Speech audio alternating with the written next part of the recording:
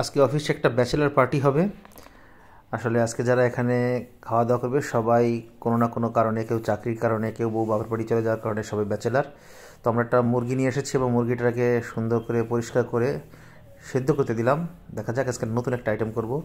এরপরে হাড়গুলো ফেলে দিয়ে মুরগিটাকে ম্যারিনেট করে রেখেছি, মাংসটুকু ঝোড়া ঝোড়া করে রেখেছি মাংসটা অবশ্য।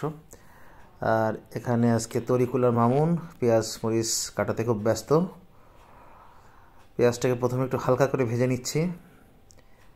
আমাদের নতুন আইটেম দেখি কেমন হয়। এরপরে প্রায় 2 ঘন্টা ম্যারিনেট করে রাখা সেই মাংসটা এবার আমরা সরাসরি ভেজে ফেলবো। দেখি ভেজে ফেলার পরে কেমন টেস্ট হয়। শীতকালের রাত্রেতে এই রান্নাগুলো করতে বেশ ভালোই লাগে। আমাদের চুলা সবসময় রেডি থাকে, কাঠ রয়েছে, হাঁড়ি কড়াই, রান্নার সব কিছু আমাদের সবসময় প্রস্তুতি থাকে।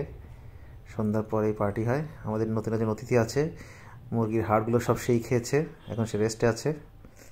আমাদের মুরগির মাংসের ঝুরা বা চিকেন মশলা যাই বলি রেডি, সাথে ডিম রুটি অসাধারণ।